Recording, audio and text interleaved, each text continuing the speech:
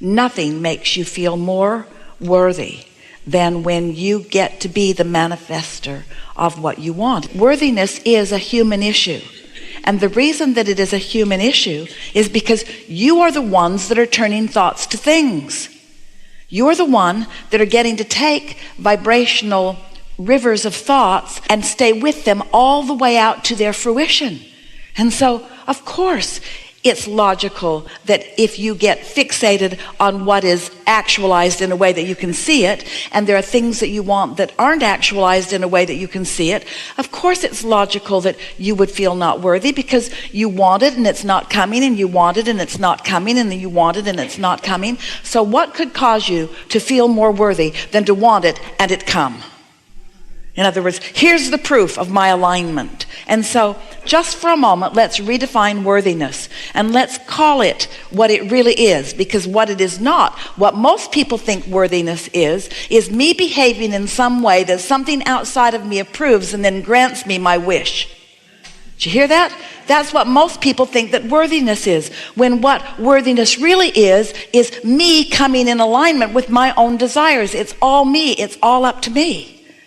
So once I have come into alignment with what I really want, then it has to show itself to me in endless ways. And then the result of that is I get the benefit of getting to live the manifestation that I'm wanting. Can you feel how backwards it is to be pronounced worthy so that I can feel good, rather than feel good so that what I've decided is my proof of my worthiness can happen? That was good. Did you follow it? Worthiness is not something that's assigned from the outside. It's something that you accomplish through practice. And it's something that you understand that you're on the trail of, because you're consistently feeling better and better and better. And you already said that to us. 8 months, you said, that I've been focusing upon this in a stronger way. And I have lots of evidence. My life is better, you said. My life is better.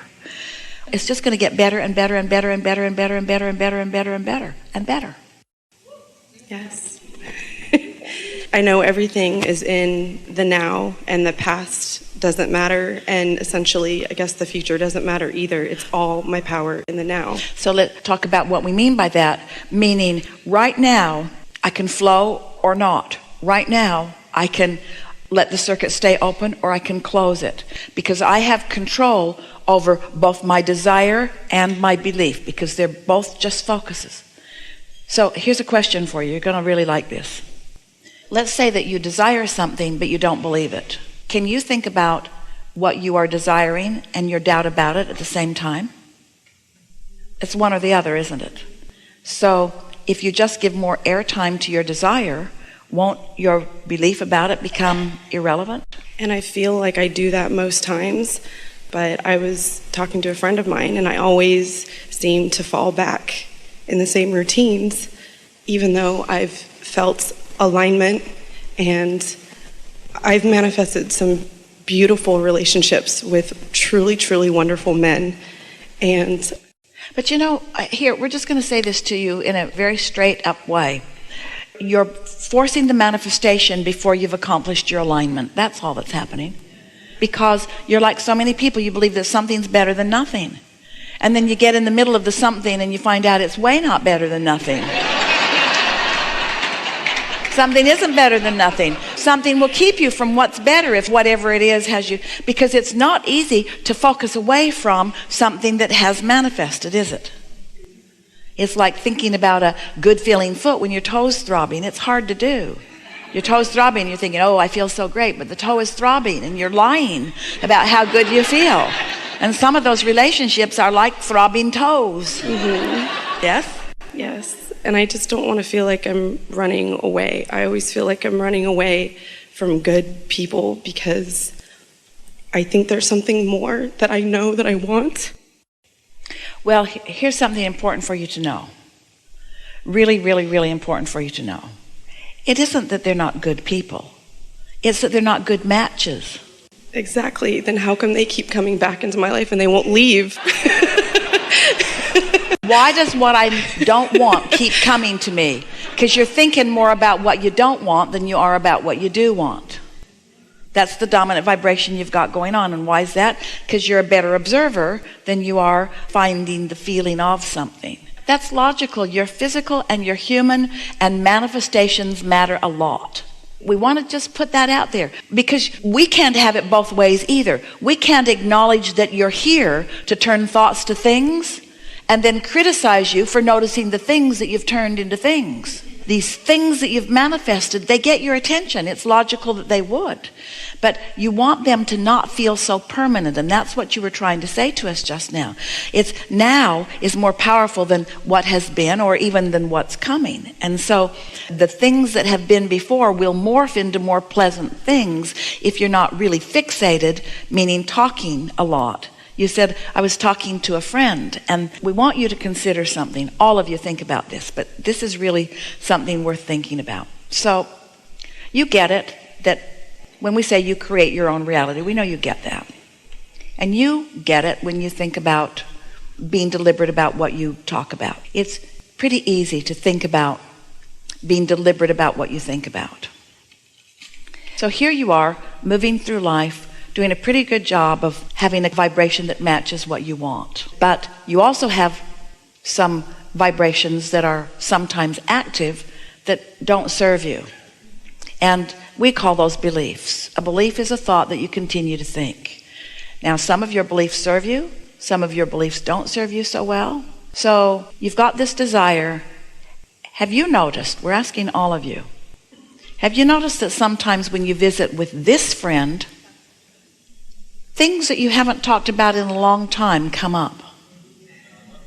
And when you visit with that friend, things that you haven't talked about in a long time come up. And it's because they're in the conversation co-creating with you. And so often what's active in them becomes active in you, or other way around.